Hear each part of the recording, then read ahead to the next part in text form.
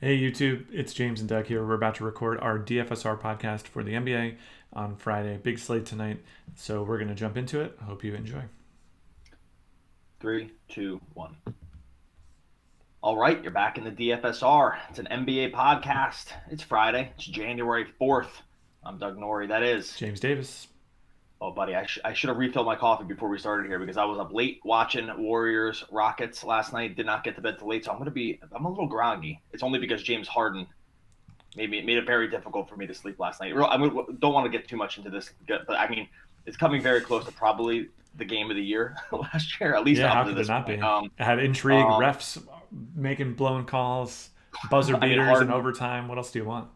just Harden daggering them down the stretch, and basically like Harden too, just walking in with like Austin Rivers and Daniel House playing huge minutes. Like Austin Rivers played 30. I couldn't believe this. Austin Rivers played 39 minutes in a game, and played 39 regulation minutes in a game where his team beat the Warriors at home, which is like maybe sign the apocalypse, I think. But anyway, the game last night was just so good. I don't know. At this point, it's so early with MVP, but like how long of a sustained run? I mean, it's Harden just like the MVP. I was like firmly in the Giannis camp now, and then a guy just does these like 10 game stretches or whatever, where he's looking like just some other version of a level higher than the high level he was already at. Like, is he Sure. just like the MVP? Does a game like this like cement you? Like, how long do you think a game like this carries over in terms of the eyes of people that kind of like think about this thing? I've never mentioned this stuff, but it was just such an amazing performance by him that I feel like it's Gerald Green to probably just worth like inbound. spending, I don't know, 30 Harden seconds try. on. Yeah, Yahoo is so excited about it, by the way, for our YouTube listeners that I went to go just try to look at season long stats and they started playing the video for me automatically. So you gotta love it. Yeah. So sorry about that to our YouTube viewers there. Yeah, I mean, this is the type of game people will look at and point to and say, hey, remember that game Harden had? Like, who else could have carried that game? Like you can already hear Bill Simmons or somebody like that saying that, right? So I think it will ring out in the ears of NBA voters. You and I not given a vote yet. I don't know if it's a I applied for intention, my NBA media status last year and didn't ever hear back, so I'm still waiting. intentional oversight or just like someone got busy at the office. But I think yeah, I'm gonna Harden right now reapply. I'm leading gonna the league, reapply and today. Now that I think about it, but not that doesn't get you a media vote. But that made me. I think yeah, today's the day I reapply for my NBA media status. Anyway, well, the thing about but Harden, so like in all seriousness, leading the league in scoring by 5 points a game, fourth mhm. in the league in assists. He's up there in steals and stuff too. I think that yeah, people are going to wind up making a pretty strong case for it. Yeah, it's crazy. And then look, these things change over the course of the season. We're not even at the All Star break yet, so but it's just one of those games that when we get to the end of the season, it's hard to imagine this isn't like a top three game. The whole thing. All right, we're gonna break down a full slate of games for Friday on FanDuel and DraftKings. Talk about some of the betting angles that we can take a look at here. Still waiting on a few lines to come in. No, I take that back. Most of the lines are in already. There is a little bit of injury news that we're gonna need to kind of try to wade through, and I want to get your opinion on a couple of the guys that I wrote up that I feel like I might be a little bit of on an island for that I can imagine you're going to disagree with, but we'll talk about that as we go. Let's start off with the 7:30 game, Utah and Cleveland. Nothing really to see here from an injury perspective. The usual suspects like Nwaba and Zizic are out for Cleveland. I'm not sure that really matters. They do get They got Tristan Thompson back. They stink. And they're playing Yeah, Utah. So I don't think we need to focus too much on the Cleveland side. On the Utah side though, Ricky Rubio is questionable right now. I saw Rubio as sort of a decent play if he's playing, and then Exum as like maybe a must play if Rubio sits. What would you be your thought here if we got some Rubio news or not? Right, like I think that either way on this, where would you put Exum in terms of value plays based on what he did last time? And then where would you rank Rubio in terms of overall point guard plays tonight, knowing that Cleveland is completely garbage on defense? yeah. I'd rather not play Rubio in general on such a big slate. I mean, if it winds up being that a price you have to pay to get great plays elsewhere, maybe you can consider it. I do think Exum would be the play of the night, basically, if he were to slot into the lineup. He only played 26 minutes against the Knicks, but that was because the Jazz won by 32 points. And Yeah, a they lot were of the killing him. reason they won by so much was because Exum was playing amazing. I mean, he had 13 assists in the 26 minutes that he was on the court. So he was just dealing. And Cleveland, a similarly bad defensive team to the Knicks. So Exum at 3,900 on FanDuel. And I didn't see his DraftKings price, but yeah, he would be a must play. Yeah, he's cheap over on DraftKings as well. The assist numbers for him, that's not really hasn't been his game. He doesn't hasn't gotten a chance to play tons of minutes for this Jazz team. But the assist really, he's been more of like a kind of slash to the rim guy, and the assist really did kind of jump. I don't think you can really expect those kinds of Well, you assist can't numbers. expect But 13 assists every 26 minutes, but it speaks to the fact that he's going to yes, be more involved in the offense now. He's getting older, right? And that he understands his role more when he's playing with the starters. So you like to see that. It also is going to help him stay on the court, because a lot of the reason that he hasn't been able to stay on the court for much in the past is he can be pretty inefficient at times. When he came up, he was shooting like 35%. As he's scaled back some of that and been more judicious with his shooting, he's gotten more opportunity. So yeah, I'm optimistic for him if he winds up playing. I will say on Rubio, in games that are close, the Jazz have been a little more willing to play him crunch time minutes this season, and that is encouraging. His defense has improved, with at least in the scheme. So as long as he can stay out of foul trouble, he's been a willing defender, and that's also gotten him into foul trouble at times, which is pretty rare for a point guard. Like, you don't see guards just kind of getting 4 or 5 fouls a game. It's just not really how things work. But the way that they run him on defense is also the thing that, if he can stay out of foul trouble, keeps him on the court for a decent amount of time. So I actually don't mind the Rubio play. I'm not sure if I end up there in terms of cash games when it's all said and done, but Exum is definitely the one to keep an eye on. Washington goes in and plays Miami. Miami's a 6.5-point favorite here against the Wiz, who are basically now they've signaled kind of what their plan is with Wall. I thought they maybe would go into the tank. That doesn't seem like that's going to be the case. They are now just wanting to play their core. I would say their core 6 guys, a lot of minutes. That's Beal, Satoransky, Bryant, Green, Ariza, and then Porter, who will probably see his minutes ramp up here. Markieff Morris is going to miss a lot of time. Their prices have come up, and Miami's not a very good matchup considering how slow they are. Is this the time where we finally maybe jump off the Wizard train? Because we've been riding this one for a while, but at the prices now on guys like Bryant, Beal, just come up to a point where they finally run into a slow matchup and we can avoid them, or is there still time to grab value here? Yeah, I mean, we were underweight on the Wizards when they went up against the Hawks, which was a much, much better matchup. And that's when the prices were pretty comparable to what they are now. I mean, we played Bryant on DraftKings. We didn't play him on FanDuel. He was excellent against the Hawks. Beal, to me, is just not going to be a $10,000 player. He'd have to really change something fundamental. But I've been writing this up a decent amount recently in my picks articles and game by game breakdowns and stuff, but there's a number of players in the NBA right now that are basically priced to their upside. Beal falls in that category. Steph Curry tends to be there too, where 10,000, Beal can pay this price, but he's going to have just as many 37 fantasy point games, 45 fantasy point games, where he just dumpsters you. So yeah, I'm not super interested there. Jeff Green is another guy that I just want to say contextually, the reason we wound up playing him against Atlanta was, oh geez, now it's slipping my mind. There was somebody else injured. No, there was no. Oh, Markieff was injured, but Otto Porter was coming back. Otto Porter was on the minutes limit. Thank you. Yeah, he was on a 20 minutes limit. So Porter getting healthier is not going to be a good thing for those guys like Ariza and Green either. And both of them, since they've been pretty good, are also priced to opportunity like Otto Porter is hurt. So yeah, I think it's the combination of them getting healthier and performing well from a fantasy perspective anyway that's going to probably slowly drift us away here.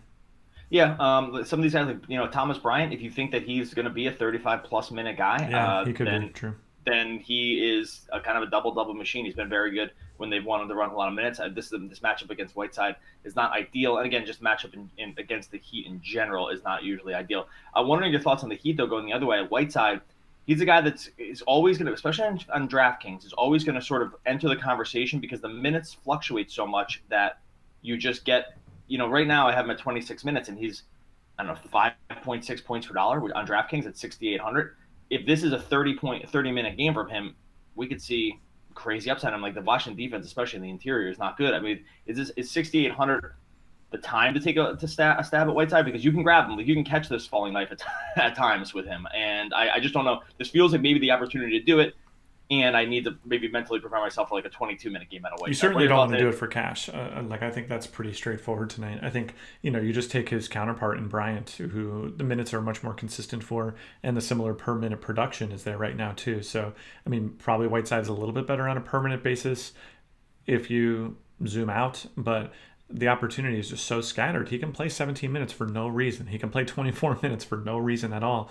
And the upside since he's returned has been one game with 30 minutes, but generally 27 minutes. I hate playing Whiteside. I will do it against like Brooklyn on a short slate, but I need a lot of really good reasons to play him. And tonight, big slate, I don't have him. Moving into the Pacers and the Bulls, 202.5 over under. So we're looking at one of the lower over unders of the night. Which makes sense. The Bulls are a very slow team and bad, and then the Pacers are just very slow and very good at defense. The news here, though, on Chicago, and so I'm wondering your opinion. They traded Justin Holiday to the Grizzlies, which, by the way, I love this trade for the Grizzlies. But just from a basketball perspective, it just seems like just the kind of guy that they want to have, like long wing, can shoot some threes, can play a lot of minutes, is very, very good on defense. But so from a real basketball standpoint, love the trade for Memphis. They gave up nothing. They gave up Selden and Brooks, and which Brooks? Marshall. They got me. And I think they're going to waive one. The Bulls are going to waive one of those guys. But that's a lot of minutes here for the Bulls. Now, I wish they were almost playing anybody else but the Pacers. Could this have just been the night they played like the Hawks or, I don't know, Brooklyn or something like that? That was just maybe a little faster, a little less good on defense. But, I mean, could you see like an Antonio Blakeney entering the starting lineup here, Shaquille Harrison? What do we want to do with Levine's minutes? Is this a time to – when you jettison like 35 to 36 minutes a game out of a team, that is just a lot. And none of these guys were priced like this. So I'm wondering if we get a starting lineup of one of these guys, like Harrison, he's still played minutes, Blakeney has played minutes, or like, do we want to bump Levine to 35 minutes because there's more shooting guard? I'm going long-winded here, but I do feel like Chicago, there could be something here, and I just maybe wish the matchup was 10% more advantageous. Yeah, and I think the other thing with Chicago is too is they're depending upon that spot for a little bit of scoring, and when teams get in the flow of stuff, you get in the flow of looking for that guy in that spot. You have to think that whoever winds up filling in, whether it's Blakeney or Harrison, will wind up getting some amount of opportunity. Like that starting five still does need a little bit of shooting there. So I think my guess would be Harrison. He tends to fit that role a little bit better. Tends to be a little bit more of a willing three-point shooter than Blakeney has been. You know, you never know for sure. You'll have to wait and see and just wait until the starting lineup is announced. But once it is announced, I think you can probably project, 29 to 33 minutes for that person. And that's going to wind up being a pretty solid fantasy play, even in a tough matchup. It's important to consider, as always, that price matters here, right? And so given that they're basically free right now, you get one free shot at throwing them in there. And especially on FanDuel, where you can basically do it at low to no risk, I think it makes perfect sense to do it there. Yeah, the only issue here is the Bulls are a total mess. The new coach, whose name I forget, but everyone hates his guts. I can't remember his name off the top of my head. The guy that replaced Hoiberg. I'll look it up in a second. But everyone hates his guts. Boylan? No. Yeah. He played Wendell Carter like 10 minutes the other night for no reason, like no foul trouble, just kind of sat him because he's a rookie and this guy's a jerk off. But like he looks like a jerk off too. Have you seen him? He just is, man. Like he just looks like the classic like coach in the TV show and he's like the coach of the mean team that's like really mean to their players. Like that's what he's like. We have a team that's tanking. I'm going to make my NBA players do wind sprints. Like what? I mean, these guys learn nothing. Like, the guys do like shuttle. They do shuttle runs or whatever. It's like crazy. And it's just great that he looks exactly like that too. Like if he looked like me and did that, I feel like people would give him a pass. But the fact that he's like just looks like a Marine drill sergeant just makes it so much more perfect. He's got to live up to the hype. I do. Our system right now does like the Pacers covering the 6 points on the road. And probably covering the over of 104.5. I'll take a little closer look at that, but as of right now, the loss of Holiday on defense to start, and not getting a lot of just other quality minutes maybe in his stead, does have our system really liking the Pacers side of that coin. And I think you probably even go Pacers minus 250 here, and give up some of the equity because it just doesn't seem like this game should stay all that close. That's at least what our system's ringing in with right now. All right, Orlando goes into Minnesota. Minnesota 5-point favorites. The Rose is out and Covington is still out. Jeff Teague is questionable right now. I wrote up Josh Okogie. Now I'm wondering your thoughts here because he was terrible in the start for Covington the other night. And I do kind of just feel like knowing how this is one of the guys I was thinking you maybe might disagree with me. Well, because I disagree with you playing him against Boston. At least forcing him on DraftKings. And that was a different situation than this is, but that was also contextual, by the way. The reason I didn't like him in that game was because we had four other guys at 4,000, and he was just the low man on that particular totem pole. If he were starting tonight, I could absolutely live with it.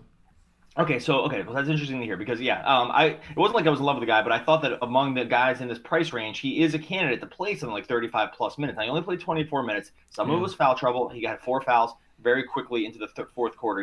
Into the third quarter, he grabbed his 4th foul and just really wasn't playing. And he sucked hard. It was pretty easy to take him out of the game, right? Because he was shooting badly, exactly. Totally uninvolved on the offensive end. Yeah.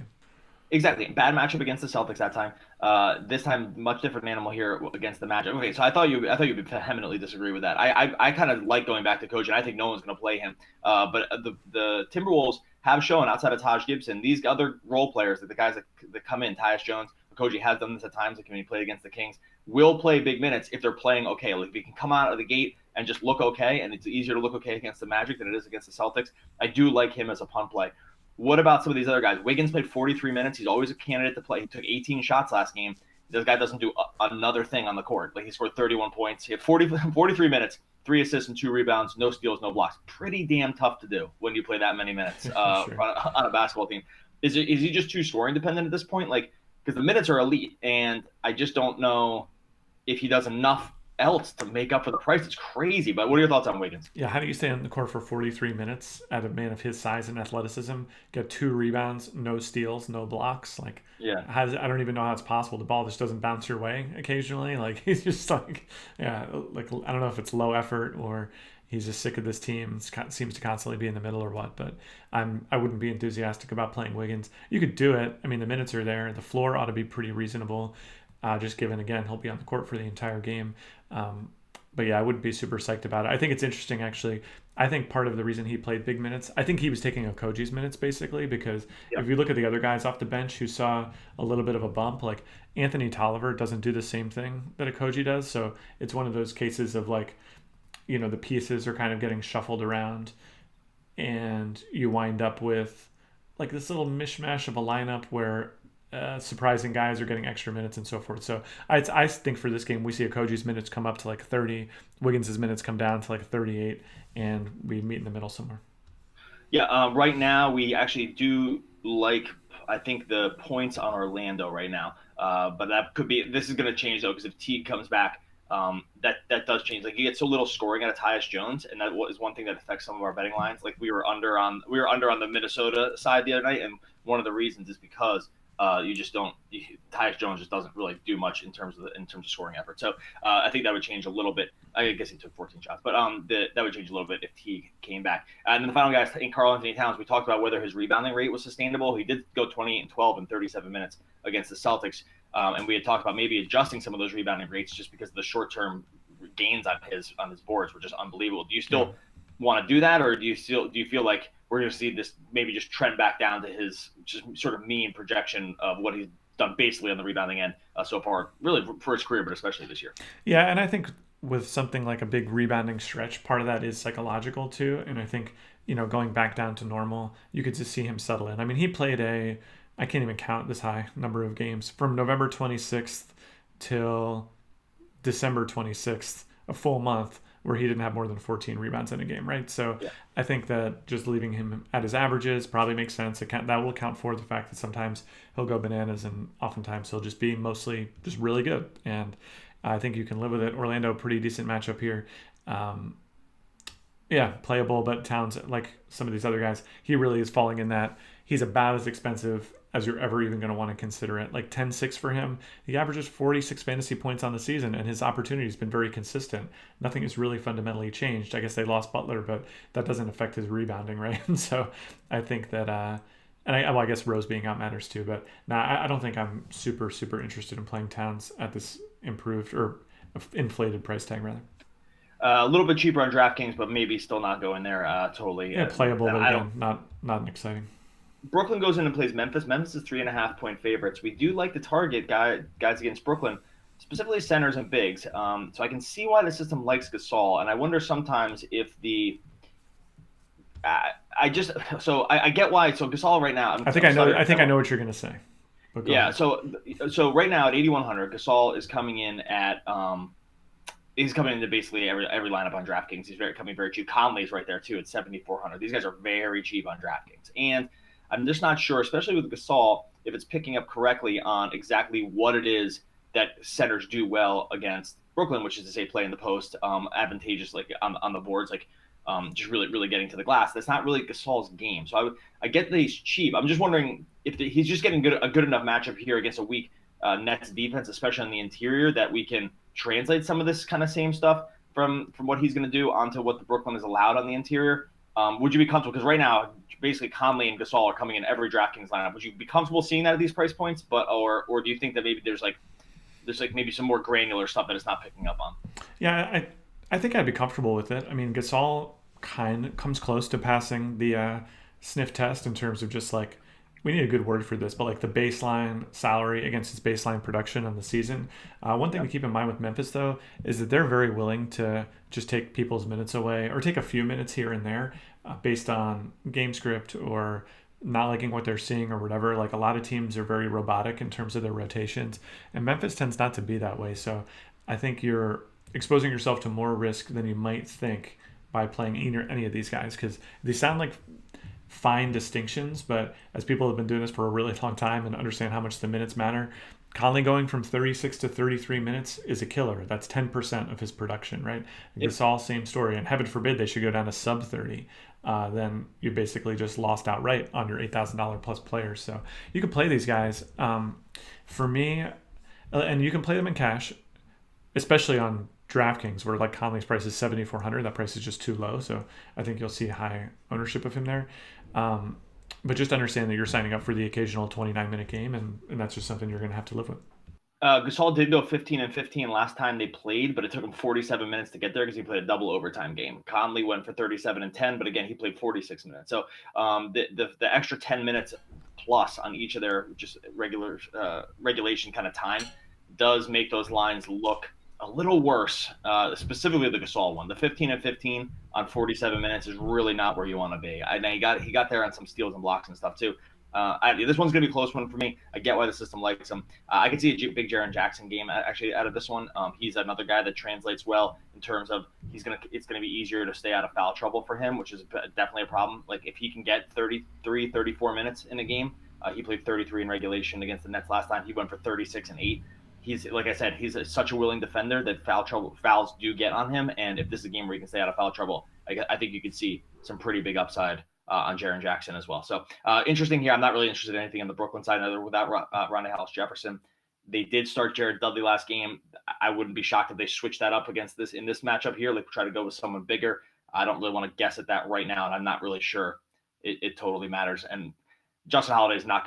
I'd be shocked if he made his Memphis debut tonight. So I guess with the Wayne Selden Brooks thing, there's a few extra bench minutes for the wings, and I don't know, not really willing to go overboard on any of those guys either. Although that may help Jackson a little bit. All right, moving in.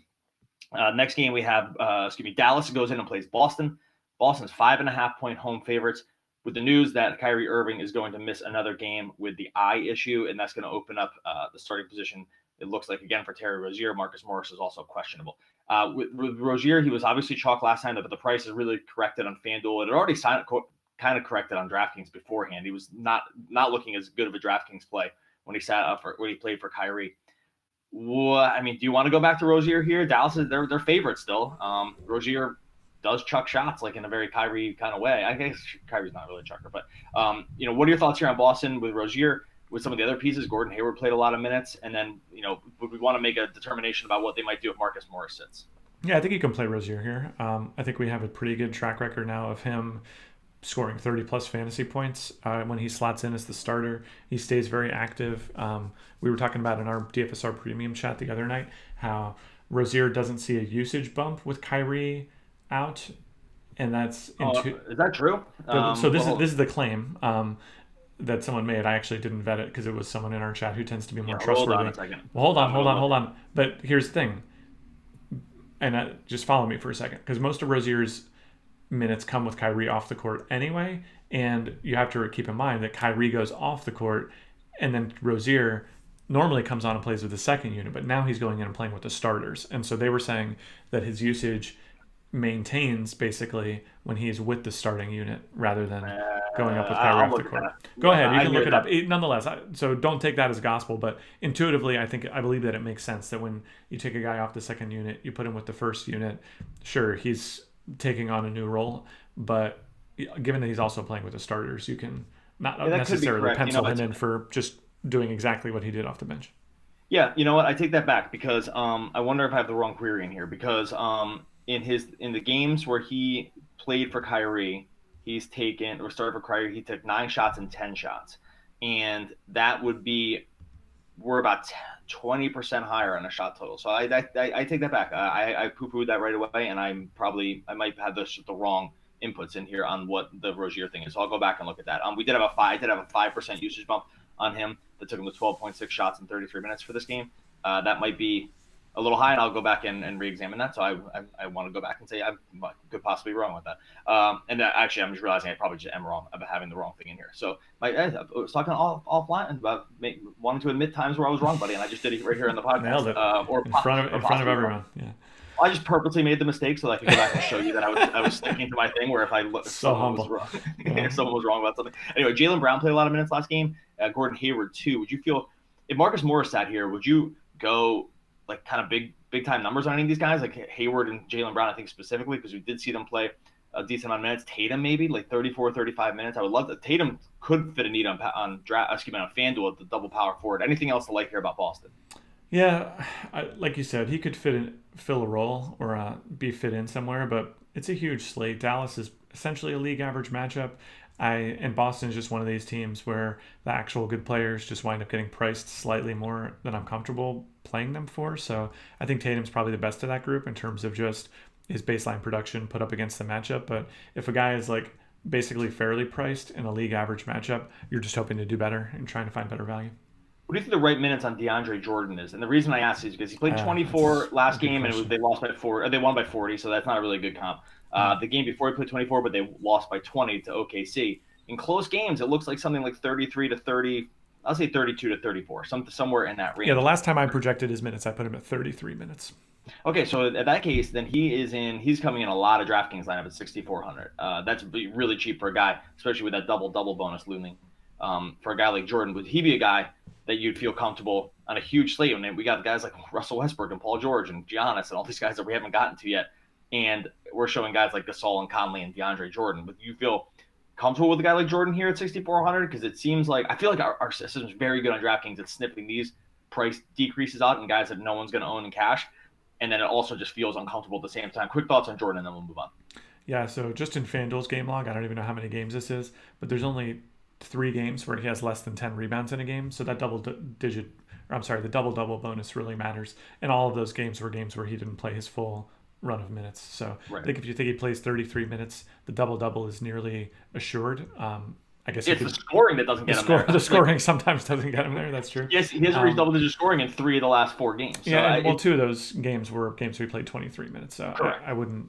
Again, this is all assuming that he plays his full run of minutes. If you think he gets less for whatever reason, whether Boston gets him into foul trouble or the game script doesn't go his way or whatever, that can happen to big men like him in the modern NBA where you have bigs that are a little bit more versatile. You can tend to get more safety out of them. But again, at some point, the price becomes too cheap, and I think we could be there on DraftKings. Yeah.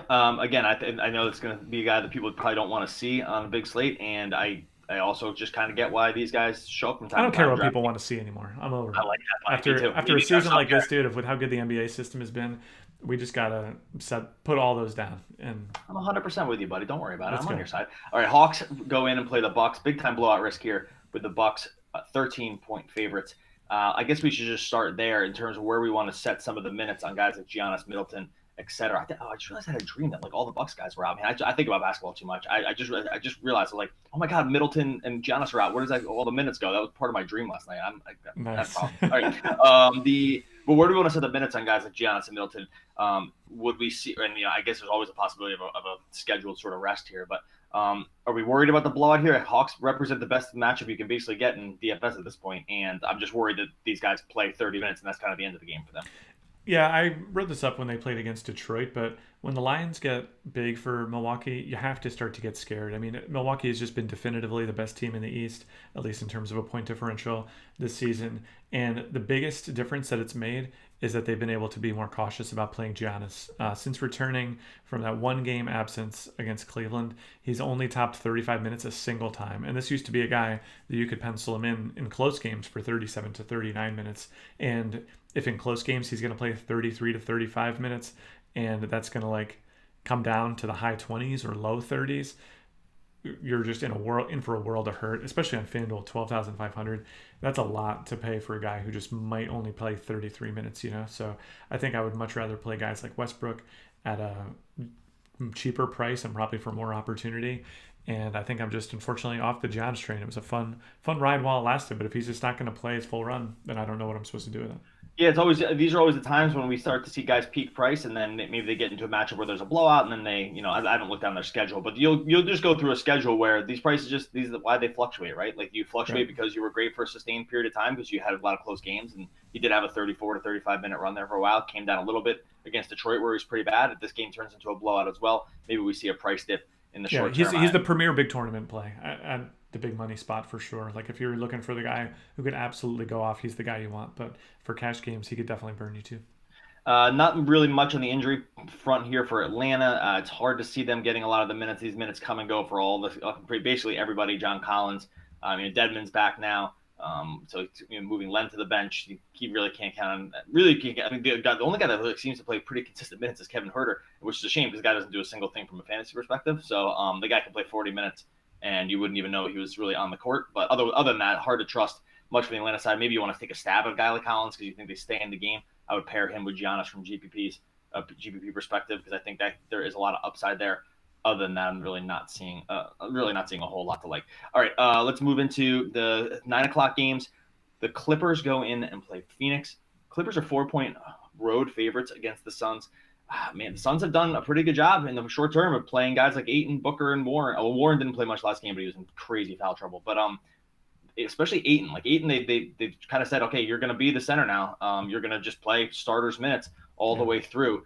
This game is a huge total, 232. I think that's the highest of the night. Yeah, that's the highest of the night that I'm seeing right now. How much exposure do you want to have to this game? I always get a little worried about the Clippers because they've had like no injuries. All the guys play like kind of weird minutes at times. They can rotate you based on matchups. Give me your thoughts on this game. Yeah, I'm bored of the Clippers. They, like you said, it's nice that they've had some stability, I guess, but that's mostly manifested itself as being boring DFS plays. I can't remember. I'm trying to think the last time I played a Clipper in cash games. I'm sure there was like a I have three-game a slate short that I did slate. it at some Yeah. point, but I just and good for them. They have a positive point differential, better record than the Lakers, which I'm sure matters to them, but just straight up boring from a DFS perspective. So you get him in the best possible matchup. That's all well and good. As you can probably play Tobias Harris here if it comes down to it, he can lose his minutes from time to time as well. Still patching that kind of average production sniff test that we talked about, averaging 35 fantasy points around the $7,000 salary, but I don't think you need to go out of your way to prioritize any Clippers here. I think the Suns guys, if this game stays close, the Phoenix is one of those teams that can be involved in like the game winning the big tournament winning lineups because if they keep it close, it tends to be on the back of just a couple guys, notably Devin Booker and now DeAndre Ayton. So something like stacking a couple Clippers and stacking Booker and Ayton the other way could be an interesting big tournament strategy. That's the type of thing I did against, I think it was Washington. Yeah, it was Washington in December.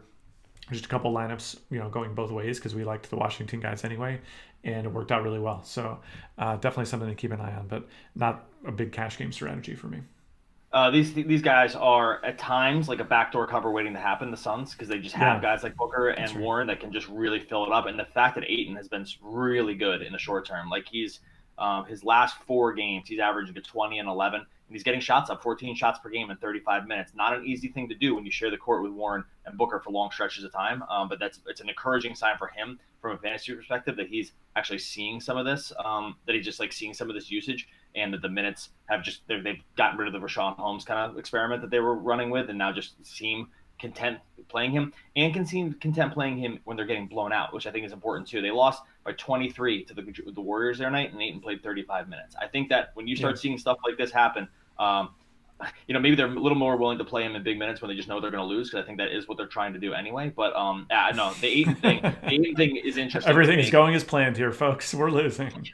So, yeah, we can keep playing these guys. I did write up TJ Warren. I still like him. He was really bad last game, but that was really some very weird foul stuff. He had like 3 fouls immediately, and then the 4th foul came right at the beginning of the second quarter. Like he went through crazy foul trouble. I would love him for a bounce back game here. We do see from our system's perspective, they actually does not have the Suns. We don't have the Suns covering the -4, but we do have the game going over the 231. So that's something to keep an eye on here. And with 231, if you look at if you look at the Suns' recent games, so the total here is 231. The last game was like 259, 241, 250. Like these guys go over this number like every single game, no matter what. So I would take a hard look at the over in this game. if you're trying to put in some bets. The Suns are one that our system does seem to call out from this standpoint from game to game. All right, 10:30 games. New York and the Lakers. This one game could be very problematic from a Lakers perspective because Kuzma left the game early last game and with a back injury and is questionable right now to play. And the reason I say that is because Kuzma, if he plays, is a really good play in this situation on FanDuel. And if he doesn't play, there's a lot of other good plays that you can make from the Lakers standpoint. So I'm not sure, knowing that this game is 3 hours after lineup lock, that we're going to have the news. What do we want to do with the Kuzma situation if we don't have the news? And I mean, I guess, give me your thoughts here, because the Lakers are really pretty DFS viable. So are the Knicks in this spot also. What are your thoughts here in this game? Yeah, Kuzma's a funny one. The back has been an issue for him in general, but this is not the same back thing that he's struggled with in the past. This is a bruise, basically a lower back contusion. But he is listed as questionable right now, and they did go through the effort to put him through an MRI. So that leads me to believe that it's a little bit more serious than just like a normal bruise, like you would get, Doug, banging your knee against the table when you get up from your couch. Oh, I didn't even tell you. I think I broke my toe yesterday. I'll get into this later if we have time at the end of the podcast. Wait. That sounds like a really good pretty use of sure time. I broke my toe.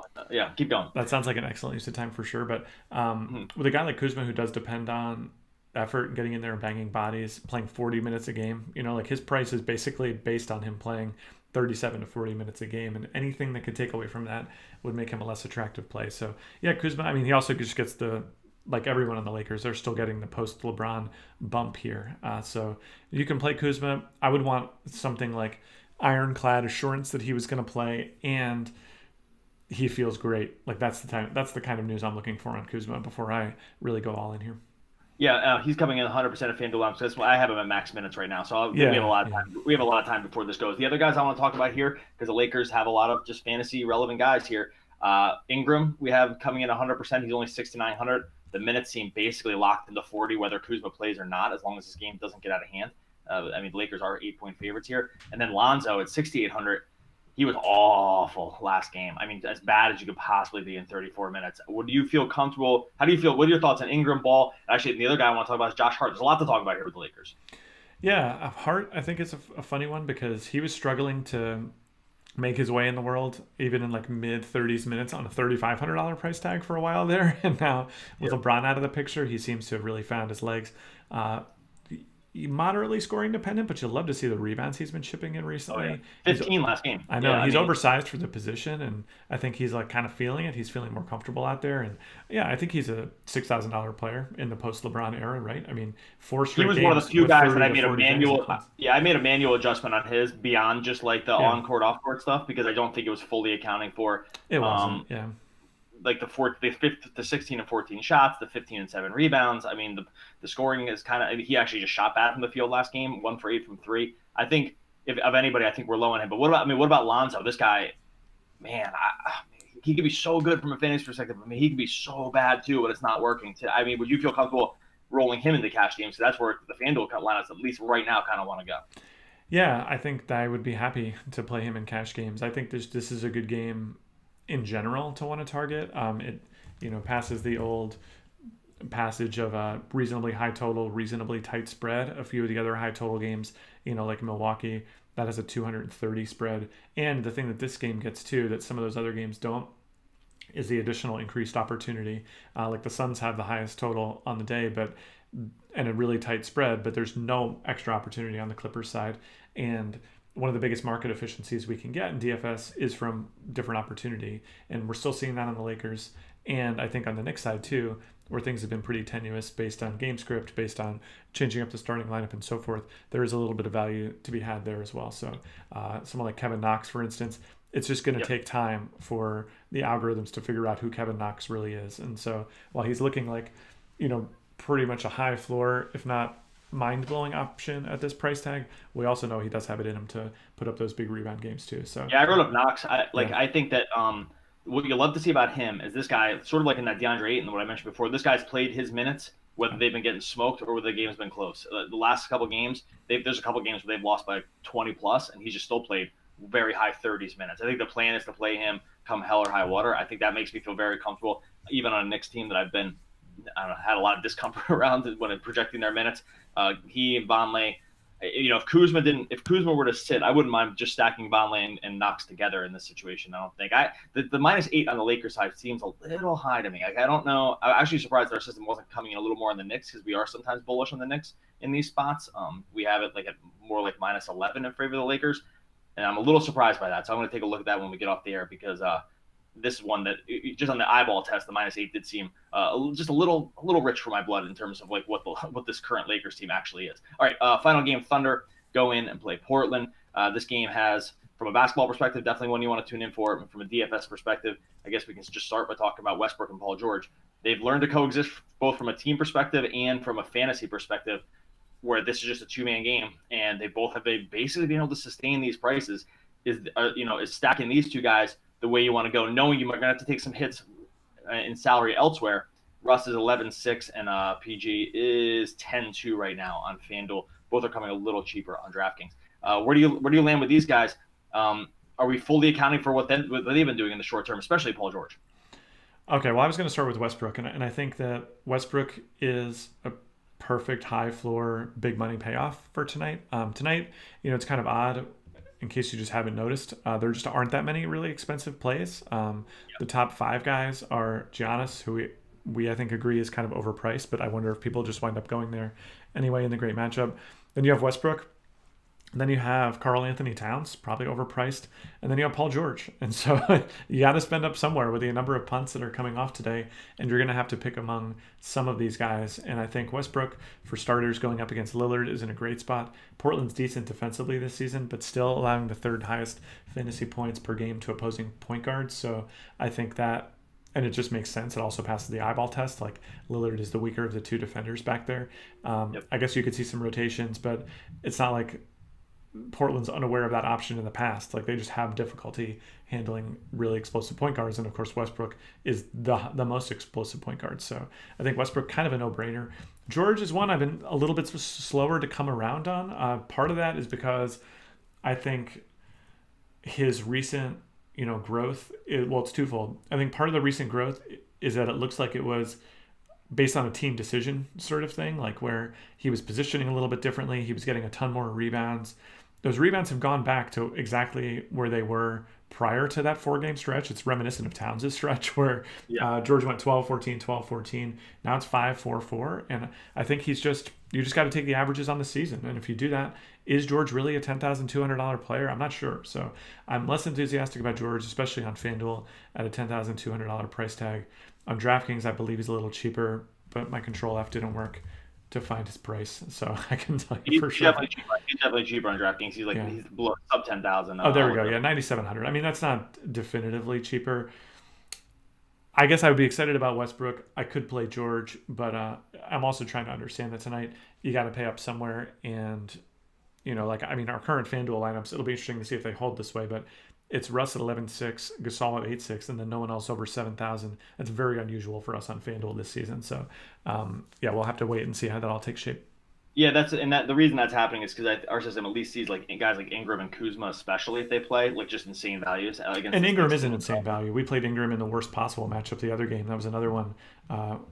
One chatter that we've discussed that can speak authoritatively on things when he's talking out of line was just so opposed to playing Ingram. And of course, Ingram goes out there and was just totally solid against OKC. So I'm not worried. You're not getting 40-minute. You're not getting 40-minute floors out of really almost anybody else in the NBA. Under 7,000 too. I mean, you just don't see it. And he's with LeBron out, he's just a totally different player. So he's positioning differently. He's getting more rebounds. He's so much more involved in the offense, dealing assists and stuff. Like, Ingram is not a guy I'm going to be excluding tonight.